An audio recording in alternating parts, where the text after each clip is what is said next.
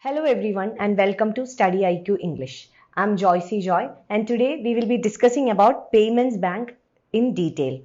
So we have a lot number of payment banks in India, starting from Airtel Payments Bank.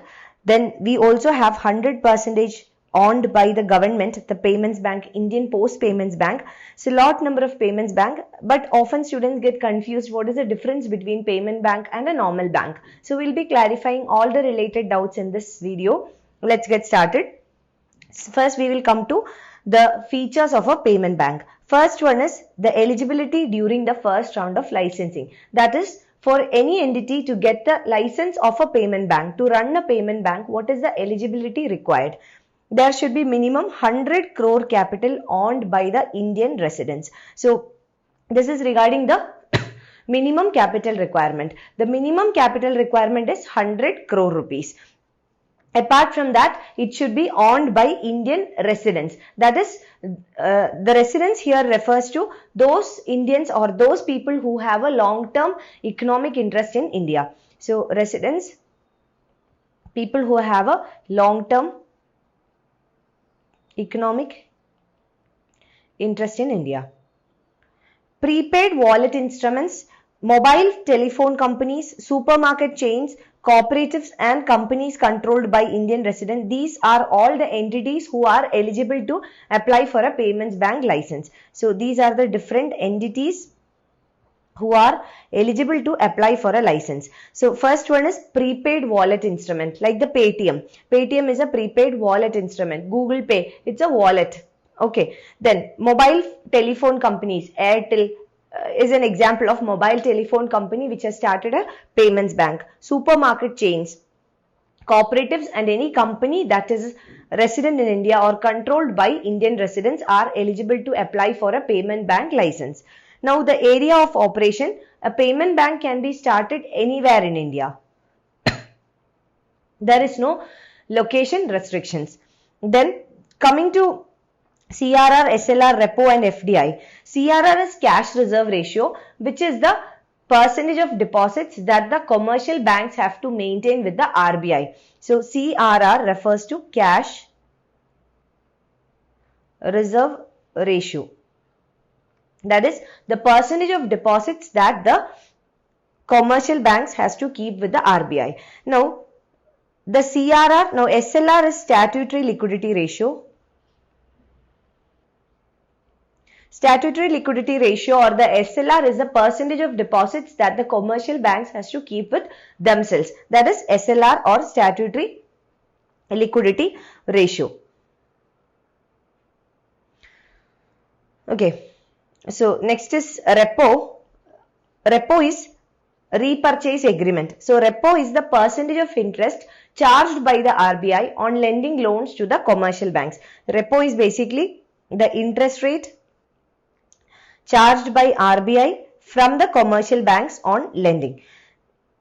Now FDI is foreign direct investment. That is, what is the percentage of foreign direct investment allowed in payments bank. Now with regard to CRR, SLR, repo and also FDI, it is the same as in case of Indian private banks. So all these are applicable on payment banks as well as in the case of private banks in India. This is same as the case of private banks. And also with regard to SLR, statutory liquidity ratio, there are special terms and conditions. So with regard to SLR, there are special terms and conditions, but in case of CRR and repo and FDI, it is all the same. Indian private banks and the payment banks have to keep the same criteria.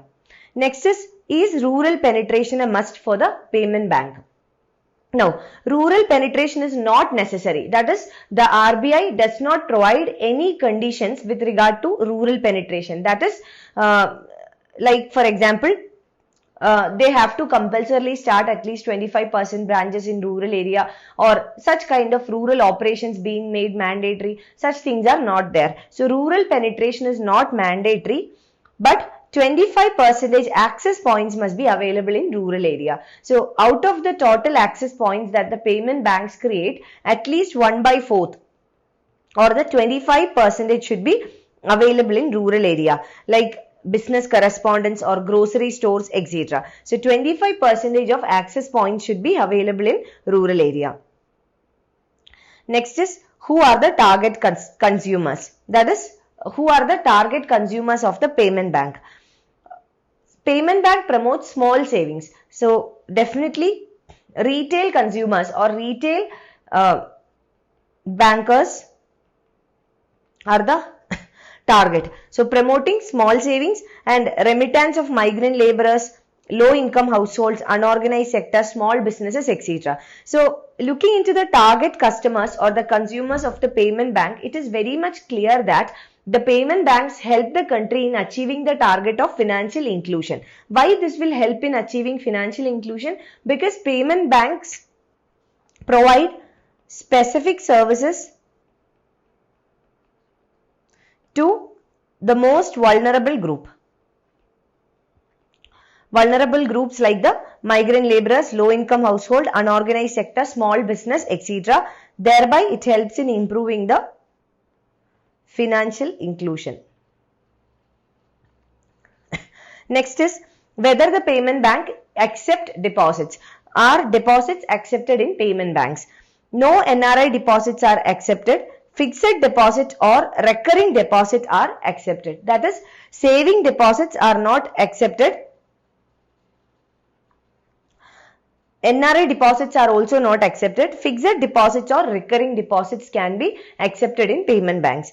They also accept demand draft deposits. So demand draft, DD deposits are also accepted. Minimum balance per customer is 2 lakh rupees. That is, if the keeper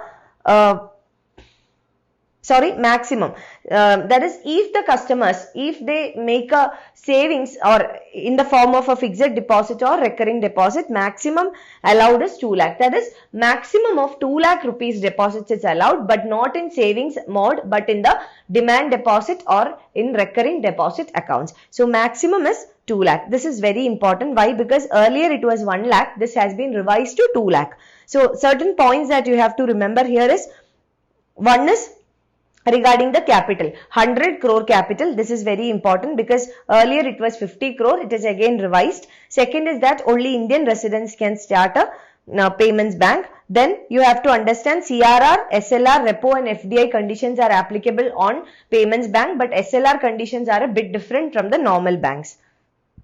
Next is that deposits are allowed, but only fixed deposits or recurring deposits, and maximum is 2 lakh rupees.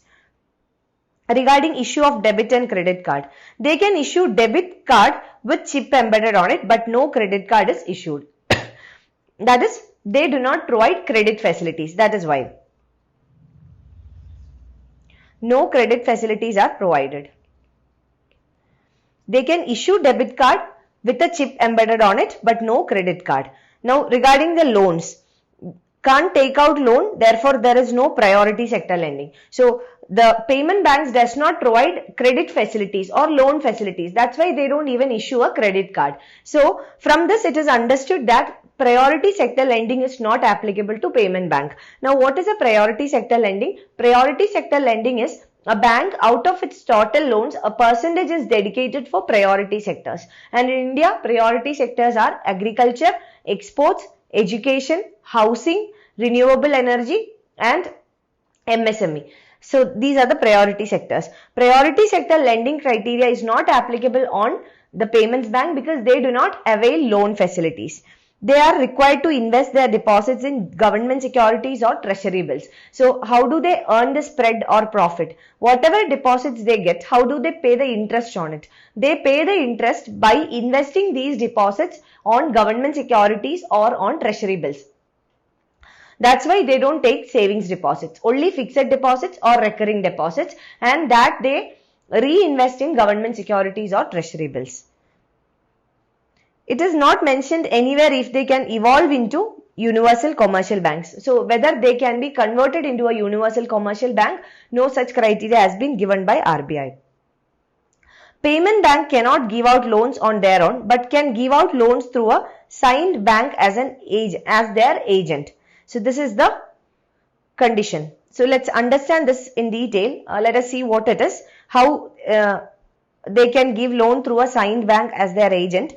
Paytm, for example, Paytm Payment Bank acts as an agent of Federal Bank, Indus Indian Bank, India Post Payment Bank, and gives house loans through HDFC Bank. So this is how they act as an agent. That is, the payment banks cannot directly lend money or give loans, but they can act as an agent. Now, Basel III norms are applicable. This is very important. Basel norms are applicable on payment banks. They can sell mutual fund, pension, insurance policies with the approval of respective regulators.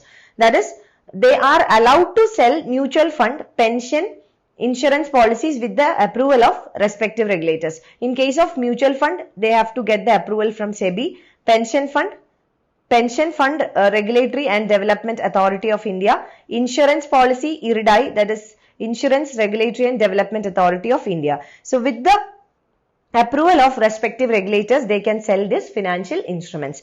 So that is with regard to Payments Bank. Now let us come to some previous year questions with regard to Payments Bank.